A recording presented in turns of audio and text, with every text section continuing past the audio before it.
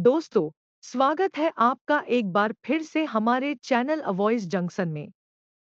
Video को शुरू करने से पहले हमारा आपसे निवेदन है कि आप चैनल को सब्सक्राइब कर लीजिए और बेल को जरूर दबाएं। दोस्तों, मनोहर एक ऑटो चालक है। वह अपना ऑटो चलाता है और उसी से अपना गुजारा किया करता है। तभी एक दिन अचानक से उसे ट्रैफिक पुलिस वाले रोक लेते हैं और कहते हैं कि तुमने ट्रैफिक नियमों का उल्लंघन किया है, तुम्हें जुर्माना भरना पड़ेगा। मनोहर कहता है कि मैंने कौन से ट्रैफिक नियमों का उल्लंघन किया है, मुझे आप बताएंगे। तो उसके बाद पुलिस वाले कहते हैं कि या तो जुर्माना दो वरना तुम्हें हमारे साथ थाने चलना पड़ेगा। अब मनोहर जैसे ही थाने का नाम सुनता है तो उनसे कहता है कि मैं जुर्माना नहीं भरूंगा, मुझे थाने ही ले चलो।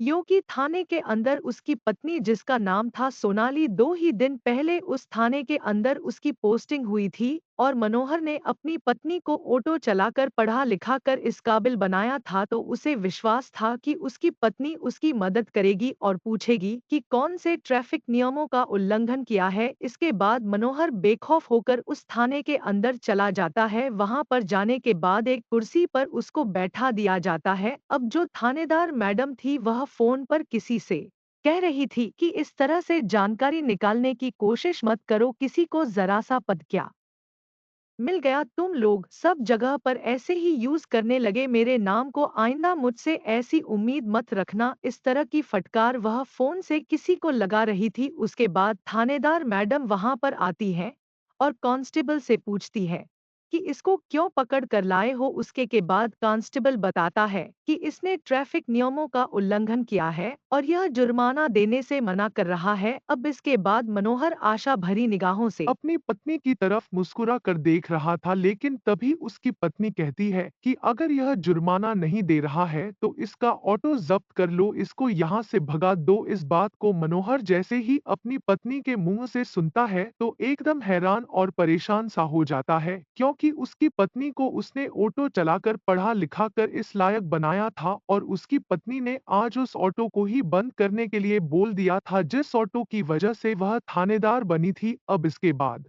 मनोहर मायूस हो जाता है और सोनाली की तरफ सूखी सी आंखों से देखने लगता है। उसके बाद उसकी पत्नी हवलदार से कहती है कि जल्द से जल्द इसे यहाँ से निकालो और ऑटो को जब्त कर लो, कल आकर यह कोर्ट से छुड़ा लेगा। अब मनोहर इसके बाद उस थाने से भारी कदमों के साथ, उसकी आंखों में आंसू थे, चेहरे पर मायूसी थी, धीरे धीरे चलकर अपने घर की तरफ जाने लगता है। वह रास्ते में सोचता हुआ जाता है कि जिस दिन सोनाली को मैंने पढ़ाना चालू किया था तब तो यह बड़ा कहा करती थी कि जब तक मैं किसी अच्छी सी पोस्ट को हासिल ना करूं उतने दिन ही मेहनत कर लो, उसके बाद तुम्हें मेहनत करने की कोई जरूरत नहीं है। मनोहर के घर में मनोहर की पत्नी और उनका एक लड़का है जिसकी उम्र 8 साल है। मनोहर की मां है जो काफी ज्यादा बुजुर्ग हो चुकी है। अब भारी कदमों के साथ इन सभी बातों के बारे में सोचता हुआ वह अपने घर पहुंचता है और वहां जाकर अपनी मां को पूरी बात के बारे में बताता है। वह कहता है कि मां, सोनाली तो इतना बदल गई है कि उसने मुझे पहचानने तक से इनकार कर दिया और मेरा ऑटो भी जब्त कर लिया, जिस ऑटो को चलाकर मैंने उसे थानेदार बनाया था। अब इस बात को जैसे उसकी मां सुनती है तो कहती है कि बेटा, तुम्हें वह दिन तो याद होगा जब सोनाली की शादी तुम्हारे साथ हुई थी और उसके तीसरे चौथे दिन ही इसने बोल दिया था कि तुम लोगों ने हामी भरी है मुझे पढ़ाने लिखाने की और मेरी पढ़ाई लिखाई का खर्चा तुम्हें उठाना पड़ेगा। उस टाइम पर परिवार की हालत ठीक नहीं थी, लेकिन उस समय भी इसने जबरदस्ती हमसे की थी पढ़ने लिखने के लिए। अब इस बात को सोचकर दोनों माँ बेटे काफी ज्यादा परेशान होते हैं।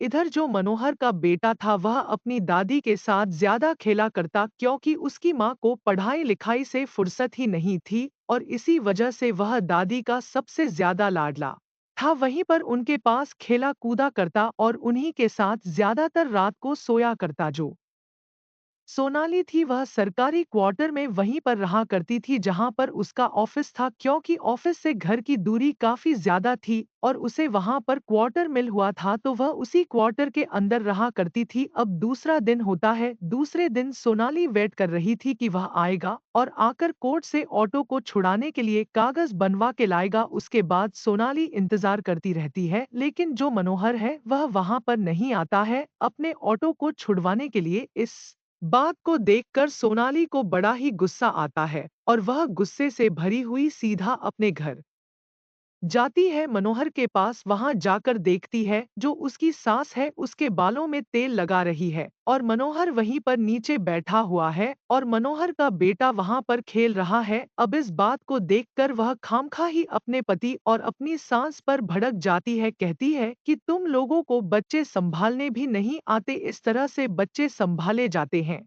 अगर इसको कुछ हो जाएगा तो कौन जिम्मेदार रहेगा। उसके बाद मनोहर अपनी पत्नी की तरफ देखता है और उससे कहता है कि यह तुम क्या कह रही हो, बच्चे संभालने नहीं आते। अब तक यह जितना भी बड़ा हुआ है उतना माने ही इसको बड़ा किया है और उन्हें अच्छी तरह से कि पता बच्चे है को किस तरह से संभाला जाता है। तुम इसके बारे में ना ही बोलो तो अच्छा है। अब जैसे ही मनोहर के मुंह से यह बात सोनाली सुनती है तो एकदम से उस पर भड़क जाती है और कहती है कि तुम ऑटो को लेने के लिए क्यों नहीं आए, मैंने सारा इंतजाम कर दिया था और तुम वहां पर नहीं पहुंचे। अब इस बात को सुनकर मनोहर कहता है कि तुम्हें इतनी ही पड़ी थी तो उस दिन थाने में ही यह मना कर दिया होता कि इसके ऑटो को जब्त ना किया जाए और इसने कोई भी गुनाह नहीं किया है। मैंने असलियत में भी कोई गुनाह नहीं किया था। कहीं तुम यह सोचने लगी कि मैं तुम्हारी वर्दी का फायदा उठा रहा था। तुम असलियत को तो निकाल सकती थी, क्योंकि तुम बड़ी अधिकारी हो तो असलियत तो तुम्हारे सामने आ ही सकती थी। अब इसके बाद सोनाली उस पर चिल्लाने लगती है और कहती है कि तुम लोग गवार हो, तुम क्या जानो किस तरह से ड्यूटी की जाती है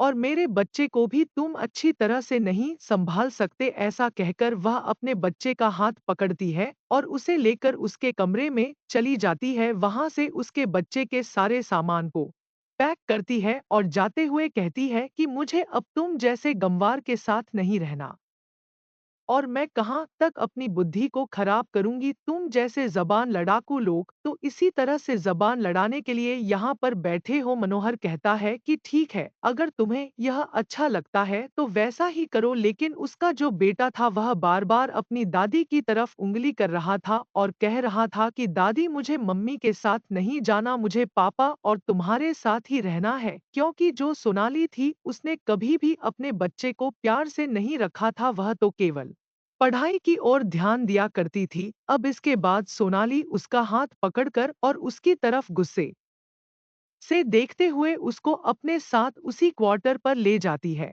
जहां पर वह रहा करती है। अब इसके बाद सोनाली लड़ाई करके वहां से चली गई थी। अब जैसे ही यह बात सोनाली के माता पिता को पता चलती है तो वह लोग सोनाली को बहुत खरी खोटी सुनाते हैं और सोनाली जो कि अपनी वर्दी के घमंड में थी वह कहती है कि मुझसे कोई भी नाता रखने की तुम्हें जरूरत नहीं है। अब इस बात को सुनकर जो उसके माँ बाप हैं वह भी उससे बात करना बिल्कुल बंद कर देते हैं। इधर जो उसका भाई था वह भी कहता है कि बहन यह अच्छी बात नहीं है, लेकिन वर्दी के घमंड में वह उसको भी उल्टा सीधा सुना देती है। धीरे धीरे ऐसे ही समय बीतता है। जो सोनाली है वह अपने बच्चे को घर पर रखा करती है और एक फुल टाइम मेड उसने रख रखी थी बच्चे की देखभाल करने के लिए। तभी एक दिन दोपहर के समय जो उसकी मेड थी वह बच्चे को लेकर मार्केट गई हुई थी और इधर उस लड़के की दादी भी वहां पर आई हुई थी कुछ सामान को खरीदने के लिए। और जैसे ही वह बच्चा अपनी दादी को देखता है तो अपनी मेड के पास से हटकर सीधा अपनी दादी से जाकर लिपट जाता है। इधर मेड ने जैसे ही देख है कि बच्चा कहाँ गया तो वह उसे इधर-उधर ढूंढने लगती है। बच्चा दादी के पास आता है, उसकी आंखों में आंसू थे और कहता है कि दादी मुझे तुम्हारे साथ रहना है, मुझे मम्मी के पास नहीं रहना। मम्मी तो एक गंदे से अंकल के साथ रहती है और वह लोग मुझे कभी-कभी पीट भी दिया करते हैं। अब जैसे इस बात को उसकी दादी सुनती है तो वह कहती है कि बेटा तुम क्या कह रहे हो, मम्मी किस गंदे अंकल के साथ रहती है। तो वह बताता है कि गंदे से अंकल मम्मी के घर पर आते हैं और वह पूरा दिन रहते हैं जब छुट्टी का टाइम होता है। लेकिन रोज शाम को जरूर से आते हैं और मम्मी और वह अंकल मुझे पीटते हैं अगर मैं नहीं सोता हूँ तो, और उसके बाद मैं सोने का नाटक कर लेता हूँ और मम्मी और वह गंदे अंकल बैठकर आपस में बातें करते हैं और जोर जोर से हंसा करते हैं। इन सभी चीजों को देखकर मुझे बहुत डर लगता है। मुझे अब मम्मी के पास नहीं रहना। इतनी ही देर में सोनाली की मेड भी वहां पर आ जाती है और उस बच्चे को उसकी दादी से बात करते हुए देख एकदम से उसका हाथ पकड़ लेती है। वह मेड उसे खींचने लगती है लेकिन वह कहता है कि मुझे मम्मी के पास नहीं रहना, मुझे दादी और पापा के पास रहना है। उसके बाद दादी उस मेड से कहती है कि कोई बात नहीं, तू ऐसा कर, जो भी सामान तुझे खरीदना है वह खरीद ले, इतनी देर में इसी के साथ बैठी हुई हूँ। अब इसके बाद दादी का भी बहुत ज्यादा मन था कि वह अपने पोते को अपने साथ ले जाए, लेकिन वह मजबूर थी क्योंकि उस मेड ने उससे कहा था कि मेरी मालकिन ने मुझे सख्त हिदायत दी है कि यह बच्चा उनके पास नहीं जाना चाहिए। अब इस बात को सुनकर वह अपने पोते को समझाती है, कहती है कि बेटा कोई बात नहीं, तुझे अभी अपनी मम्मी के पास ही रहना पड़ेगा और हम लोग किसी दिन आएंगे और तुझे अपने साथ ले जाएंगे। ऐसा कहकर वह उस लड़के को समझाकर उस मेड के साथ भेज देती है और उसके बाद वह अपने घर आ जाती है। उनके दिमाग में यही बातें चल रही थी जो उस छोटे से बच्चे ने उन्हें बताई थी कि उसके बेटे की बहू इस तरह का कृत्य भी कर रही है। अब यह बात आकर वह अपने बेटे को बताना तो नहीं चाहती थी लेकिन मजबूरन उसे बताना पड़ता है। वह अपने बेटे को पूरी कहानी के बारे में बताती है, कहती है कि पोता मिला था और वह ऐसे कह रहा था कि कोई गंदे अंकल है, वह उसे पीटा करते हैं। उसके बाद एक दिन छुट्टी का दिन था और छुट्टी के दिन बिना बताए मनोहर अपनी मां के साथ अपनी पत्नी के सरकारी आवास पर पहुंच जाता है। वहां जाने के बाद जैसे ही डोर बेल बजाता है तो अंदर से सोनाली निकलती है जो कि अभी नींद में ही थी और उसने जैसे ही दरवाजा खोला तो एकदम से सकका जाती है। वह एकदम से कहती है कि तुम लोग यहाँ पर क्या कर रहे हो। अब उसकी इस बात को जैसे ही मनोहर और उसकी माँ सुनते हैं तो मनोहर की माँ कहती है कि हम लोग तुमसे मिलने आ गए, क्यों हमने कोई गलत किया। अब इस बात को सुनकर जो सोनाली है वह एकदम से चुपचाप सी खड़ी रह जाती है। इसके बाद मनोहर उस घर के अंदर घुसता है और वह देखता है कि उसके कमरे के अंदर बेड के ऊपर एक नौजवान लड़का लेटा हुआ है और उनका जो बच्चा है वह दूसरे बेड पर ऐसे ही पड़ा हुआ है। अब इन सभी चीजों को देखने के बाद मनोहर को बड़ा गुस्सा आता है और वह एकदम से एक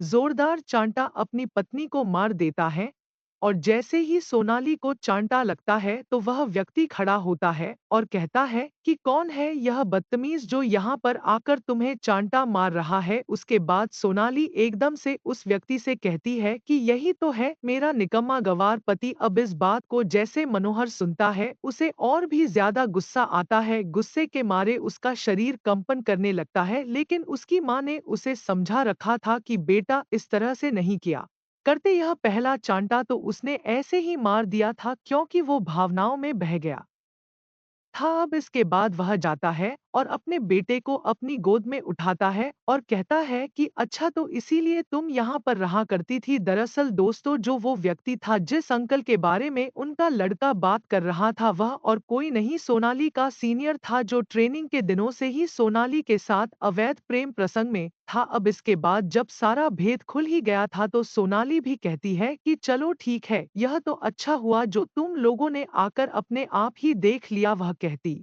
है कि मुझे तुम जैसे गंवार से कोई रिश्ता नहीं रखना और आज के बाद मुझे अपनी शक्ल मत दिखाना। इसके बाद मनोहर अपने बच्चे को लेकर वहां से जाने लगता है। उसकी माँ भी पीछे मुड़कर जाने लगती है। तभी सोनाली एकदम से मनोहर को रोकती है और कहती है कि जाते जाते इस काम को और कर जाओ, मैंने डिवोर्स के पेपर पहले ही तैयार कर रखे हैं और इस पर साइन भी कर दो। उसके बाद मनोहर उन पेपरों पर साइन कर देता है और वहां से अपने बच्चे को लेकर चला जाता है। वह घर जाकर एक कमरे के अंदर बैठे हुए थे, उसने सोनाली को डिवोर्स दे दिया था। डिवोर्स भी उनका लगभग कंप्लीट ही हो गया था क्योंकि सोनाली ने पहले से ही डिवोर्स के पेपर बनवा रखे थे। अब कुछ दिनों तक उनका केस चलेगा और केस चलने के बाद उन दोनों का डिवोर्स हो जाएगा। अब मनोहर घर के अंदर बैठा है, उधर उसकी माँ बैठी हुई है और वह सोच रही है कि किस तरह से बेटे की गृहस्थ को अच्छी तरह से चलाया जाए। अब उसके बाद मनोहर की माँ पुरानी संदूक को खोलने लगती है और उसमें ढूंढने लगती है कि शायद ऐसा कुछ मिल जाए जिससे फिलहाल कुछ थोड़ा बहुत काम करने के लिए हमें मदद मिल सके। ढूंढते ढूंढते संदूक के सबसे नीचे उसे एक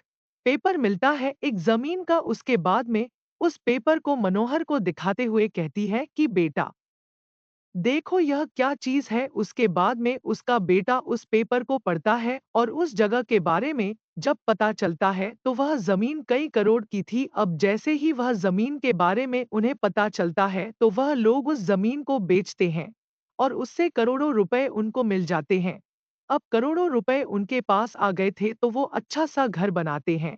और जो मनोहर था वह पढ़ने में काफी ज्यादा होशियार था, लेकिन अपनी पत्नी की पढ़ाई के लिए उसने अपनी पढ़ाई को दांव पर लगा दिया था। पत्नी की पढ़ाई करवाने के लिए उसने अपनी पढ़ाई को छोड़ दिया था और वह ऑटो चलाकर अपने घर का भरण पोषण किया करता था और अपनी पत्नी को ही पढ़ाया लिखाया करता था। अब वह फैसला करता है कि मैं भी अच्छी तरह से पढ़ाई लिखाई करूंगा और मैं दोबारा से एक अच्छे से मुकाम को हासिल करूंगा। इसके बाद मनोहर अपनी पढ़ाई को दोबारा से चालू कर लेता है। इधर उसकी जो माँ थी वह भी घर के अंदर ही अचार और पापड़ बनाने का बिजनेस चालू कर लेती है और जो उसके पोते की मेड थी जिसको उसकी पत्नी सोनाली ने रख रखा था, उस मेड को बुलाकर घर के अंदर उस बिजनेस को अच्छी तरह से चलाने लगती है। धीरे धीरे वह लोग मेहनत करते हैं और उनका बिजनेस अच्छी तरह से चलने लगता है। पैसे भी उनके पास अच्छे खासे थे, उनका बिजनेस भी चलने लगा था। तो अब मनोहर को कोई भी प्रॉब्लम नहीं होती थी, उसे कमाने की भी कोई दिक्कत नहीं थी और वह अच्छी तरह से अपनी पढ़ाई पर फोकस करता है। लगभग 2 साल के बाद उसका सिलेक्शन डीएसपी के पद पर हो जाता है। अब जैसे ही वह डीएसपी बना था तो खबरों में उसका ही नाम चला करता था। कोई कहता कि ऑटो वाला डीएसपी बन गया, उसने मेहनत की। और कोई उसकी माँ से आकर पूछा करता। बहुत सारे लोग इंटरव्यू लेने के लिए उनके घर पर आया करते और अब डीएसपी बनने के बाद उसी एरिया में अपनी पोस्टिंग करवा लेता है जहां पर उसकी पत्नी की पोस्टिंग थी और वहीं पर रहकर अपनी ड्यूटी को करने लगता है। इधर जो उसकी पत्नी थी वह अपने सीनियर अधिकारी से अवैध प्रेम प्रसंग में थी और सीनियर अधिकारी ने उसका एक वीडियो बना लिया था रिश्वत लेते हुए और अब उसको बहुत ही ज्यादा टॉर्चर किया करता, बहुत ही ज्यादा परेशान किया करता। अब उसको याद आती है अपने उस पति की जो कभी ऑटो चलाकर उसकी पढ़ाई लिखाई का खर्चा निकाला करता था, लेकिन अब वह करें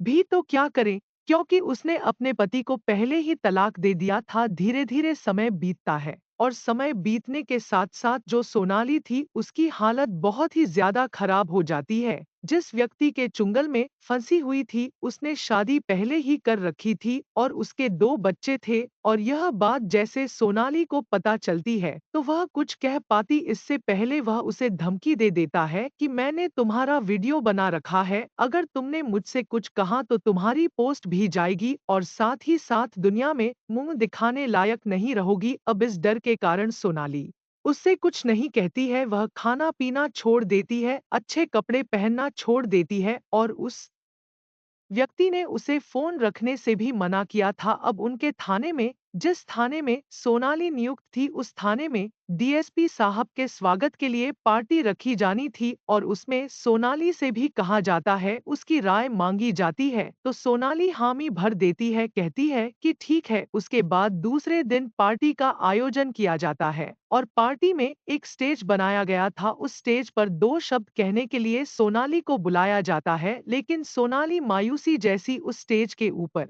चढ़ती है तो एकदम से उसे चक्कर आ जाते हैं और वह बेहोश होकर गिर जाती है। उसके बाद सोनाली को उठाकर हॉस्पिटल पहुंचाया जाता है। अब मनोहर देखता है कि यह वही सोनाली है जो कुछ दिन पहले इतने घमंड में रहा करती थी। आज उसकी हालत बहुत ज्यादा खराब हो गई थी क्योंकि दिन रात उसे उसी वीडियो की चिंता सताई करती थी, क्योंकि वह पैसों के चक्कर में इधर उधर से रिश्वत लिया करती और उसी के साथी ने उसका वीडियो बना लिया था और बार बार उसे वायरल करने की धमकी दिया करता। अब वह जैसे चाहे उस तरह से उसको ब्लैकमेल करता और इसी तरह से उसके दिन बीत रहे थे। वह हॉस्पिटल में जाती है। हॉस्पिटल में डॉक्टर साहब कहते हैं कि कमजोरी के कारण इसकी यह हालत हुई है। अब जब मनोहर इस बात को सुनता है तो बड़ा ही हैरान होता है। वह सोचने पर मजबूर हो जाता है कि एक थानेदार को ऐसा क्या हो गया कि उसके पास इतने पैसे भी नहीं बचते कि वह अच्छी तरह से अपने खाने पीने का ध्यान रख सके। अब इसके बाद डीएसपी साहब अपने कार्य को करने में लग जाते हैं। और धीरे-धीरे जो सोनाली है वह बार-बार सोचा करती कि मैं कभी ना कभी मनोहर से मिलूंगी और पूरी बात के बारे में उसे बताऊंगी। इसी तरह से कुछ दिन और बीत जाते हैं।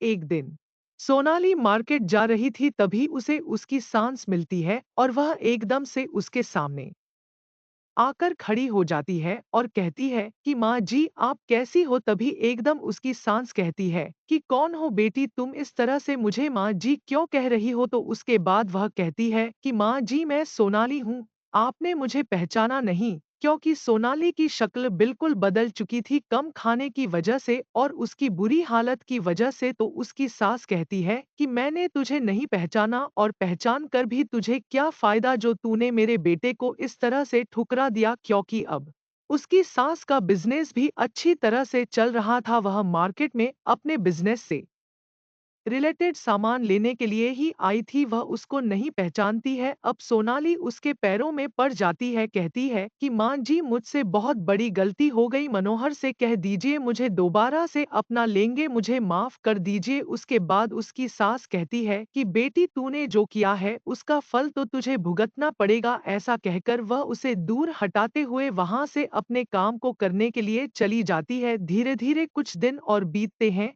अब जो सोनाली है उन सभी चीजों से बहुत ज्यादा दुखी हो गई थी। वह एक दिन उस व्यक्ति के पास जाती है जिसके चुंगल में फंसी हुई थी और उससे कहती है कि चाहे तू इस वीडियो को वायरल कर दे या फिर मेरी जान ले ले, मैं अब तुम्हारे पास नहीं आऊंगी। ऐसा कहकर वह वहां से भागकर मनोहर के घर पर आ जाती है और मनोहर के घर का दरवाजा खटखटाती है। मनोहर जैसे ही अंदर से दरवाजा खोलता है तो देखता है कि उसके सामने सोनाली खड़ी हुई है जो बहुत ही बुरी हालत में है। वह कहता है कि हाँ जी कौन, आपको किससे मिलना है। तो सोनाली कहती है कि मनोहर मैं सोनाली हूँ, मैं तुम्हारी पत्नी हूँ और हमारा बच्चा तुम्हारे पास है। तो मदन कहता है कि इस बच्चे के लिए तो मैं पहले ही तलाक दे चुका हूँ और इस बच्चे को मेरे पास ही रहना है। मैं तुम्हें नहीं जानता, तुम कौन हो, अगर आज के बाद तुम यहाँ पर आई तो मुझसे बुरा कोई नहीं होगा। ऐसा कहकर मनोहर दरवाजे को उसके मुंह पर ही बंद कर देता है। सोनाली की आंखों से आंसुओं की झड़ी बह रही थी और अब इस बात को मनोहर की माँ भी अंदर से सुन रही थी, लेकिन वह कुछ भी रिएक्शन नहीं करती है क्योंकि सोनाली ने मनोहर के साथ बहुत गलत किया था और उस बात के बारे में मनोहर की माँ को पता था। अब इसके बाद वह वहां से जा ही रही थी, तभी एकदम से उसे पता चलता है कि जो वीडियो उस व्यक्ति ने उसका रिकॉर्ड किया था वह वायरल कर दिया है और उसको वायरल होने की वजह से उसकी नौकरी भी चली जाती है। अब इन सभी चीजों को देखते हुए सोनाली बहुत ही ज्यादा परेशान हो जाती है और वह अपने भाई के पास फोन करती है, लेकिन उसका भाई भी उससे नफरत किया करता है क्योंकि सोनाली ने जब दूसरे व्यक्ति के साथ अवैध प्रेम प्रसंग बनाए थे तो उस वजह से उसके माता पिता कुछ दिनों में इस गम के कारण इस दुनिया को छोड़कर जा चुके थे और इन सभी का जिम्मेदार वह अपनी बहन सोनाली को मानता था और बहुत दिन पहले उसने अपनी बहन से कह दिया था कि मुझसे तुम्हें कोई भी ताल्लुकात रखने की जरूरत नहीं है। आज से तू मेरे लिए मर गई है और मैं तेरे लिए मर गया हूँ। इसी वजह से वह भी उसका कोई साथ नहीं देता है। इधर जो व्यक्ति था जिसके प्रेम प्रसंग में फंसी हुई थी वह वहां से उसके घर से सारा पैसा जेवर लेकर भाग गया था और उसके बाद उसने उसकी वीडियो भी वायरल कर दी थी। अब वीडियो वायरल हो गई थी, उसकी नौकरी छूट गई थी, तो सोनाली अब पागलों की तरह इधर-उधर घूमने लगती है और कुछ दिनों के बाद ही उसका स्वास्थ्य खराब होने के कारण उसकी मौत हो जाती है। तो दोस्तों यह थी कहानी। जहां पर एक लड़की को एक लड़के ने ऑटो चलाकर पढ़ाया लिखाया और सोचा कि वह अच्छी नौकरी प्राप्त करने के बाद उसको सहारा देगी, लेकिन उसने उसे उल्टा बर्बाद करने की कोशिश की। आप क्या कहना चाहते हो कमेंट बॉक्स में लिख सकते हो। दोस्तों, आपको ये कहानी अच्छी लगी हो तो कमेंट कर चैनल को सब्सक्राइब करें ताकि हमारी अगली वीडियो आप तक पहले पहुंचे। धन्यवाद।